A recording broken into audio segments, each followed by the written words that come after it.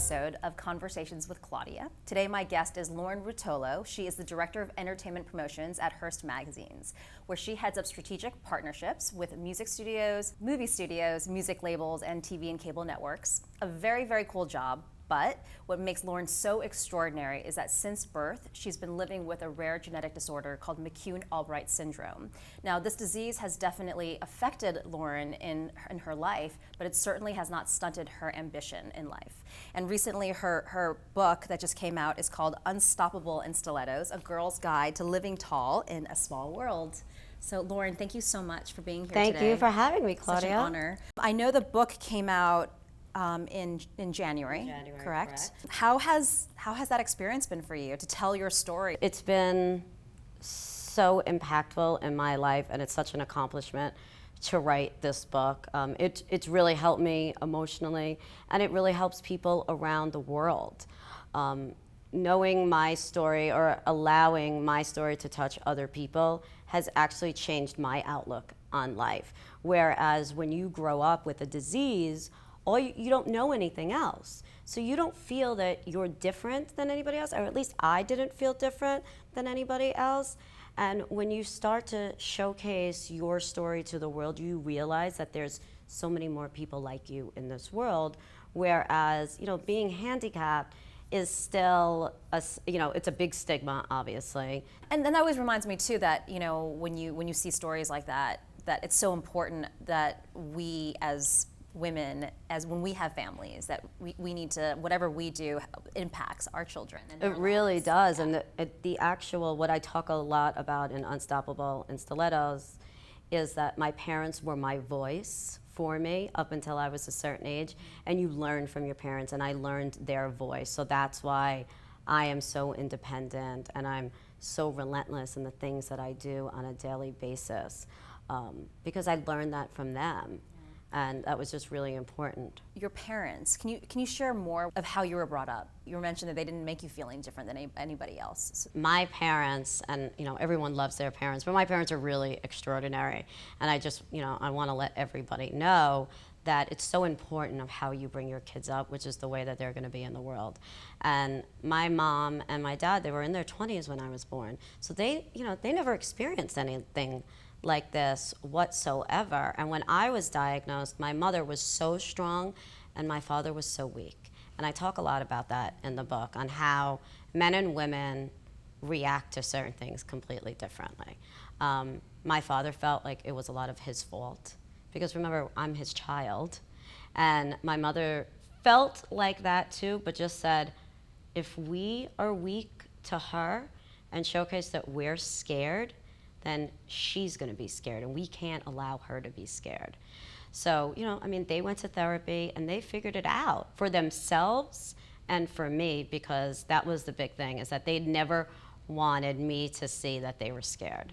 Because, with any child, if you show that you're scared to your child, then they automatically become scared, because they're vibing off of what you're doing. We talk about self-love and self-respect, right, that nobody is going to treat you, nobody's going to take care of you the way that you're going to take care of yourself. No, not at all. And then when I look at your success, can you explain the story of, taking that confidence with you after, getting into high school and graduating from college, and sort of your journey into becoming this executive at Hearst, one of the greatest corporations that women want to work at in the country.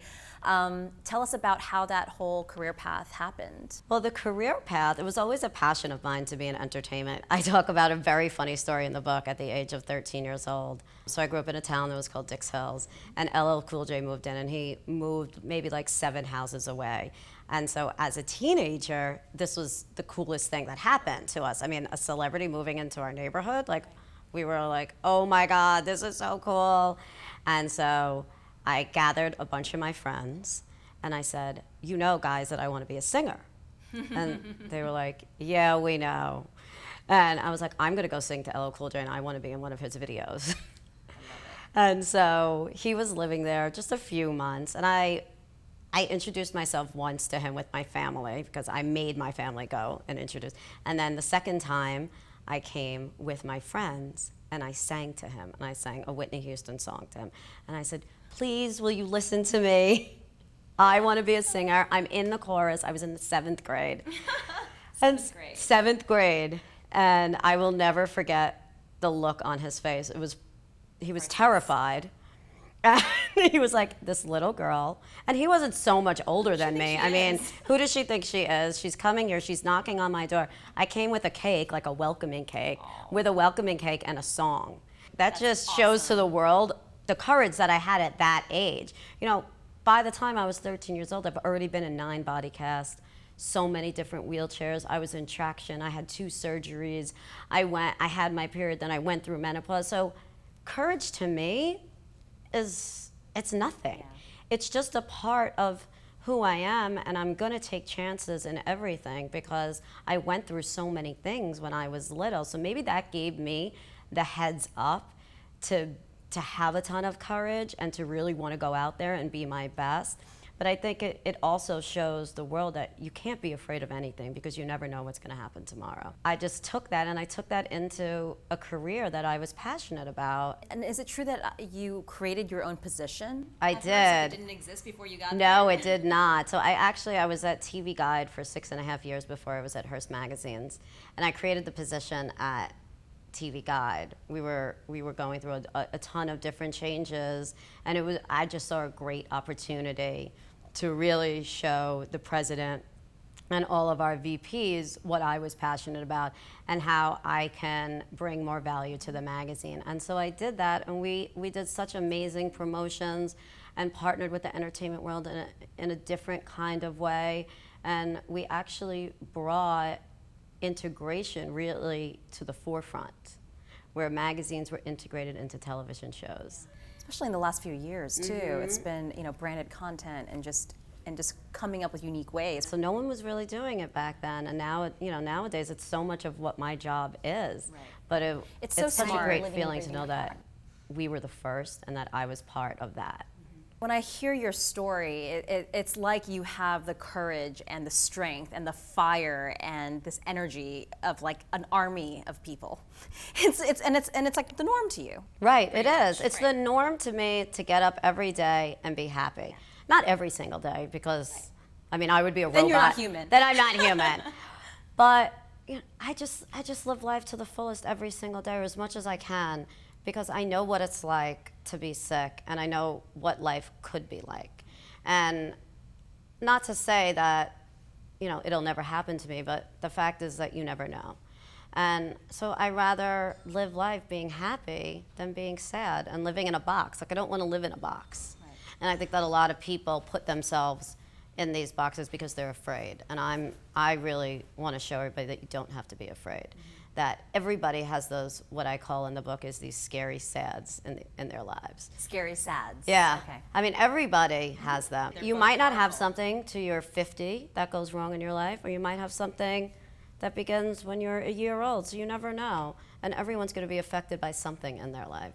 And I think that's actually the tendency of most people, is that when something bad does happen, you do tend to sort of feel sorry for yourself or beat yourself up and say, God, of course this is my luck, or, I'm not good enough at this, or I wish I was more that way. Mm-hmm. I mean, I think that that's human nature. Absolutely. And we were talking earlier about when you talk about handicaps, and how physically people can see you, and the fact that you relate to so many people because there are so many different types of handicaps. What are your thoughts on that? Every single person has a handicap. Mine is physical. You can see it. So people automatically judge me every single day because they don't know anything about me. All they see me is on the street. I'm 4'2".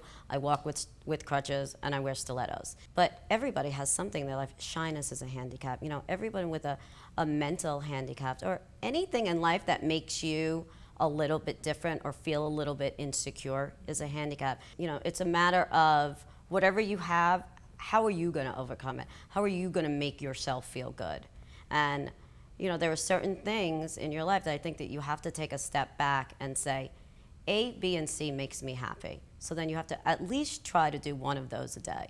So if somebody, there are a lot of unhappy people in this world right now, and especially you take a lot of our friends probably, who have a job, and who don't have a job. Or don't have a job. And there is that security, but deep down inside they're not happy where they are, or they're sort of, yeah, they're doing one thing, but they're sort of dreaming of doing something else, but they don't have the courage to do it, or they're afraid.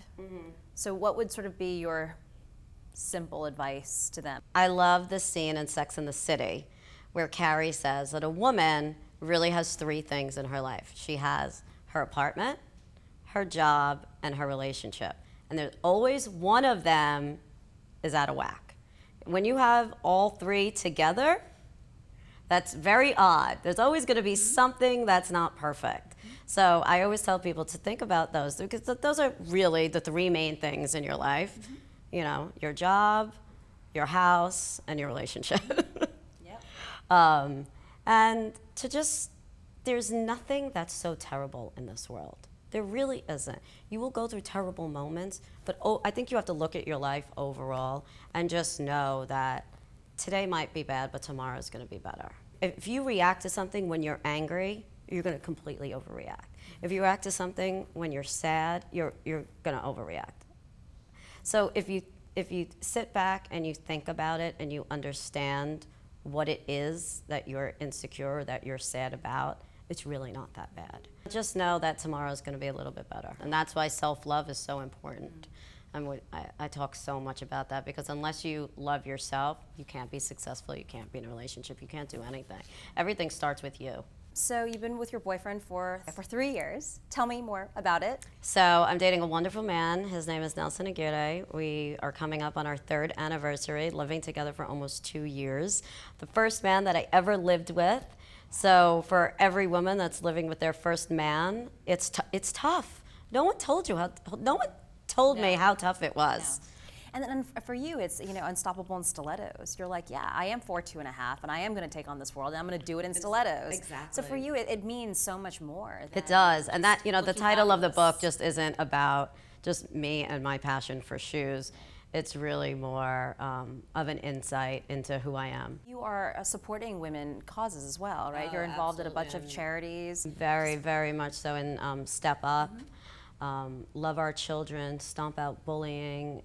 There's so many charities that I love to give to and love to give back. One of the magazines that I absolutely love working with is 17, because if you can inspire a teenager, I think that's one of the best things that you can do, because then they're going to take that through the rest of their lives.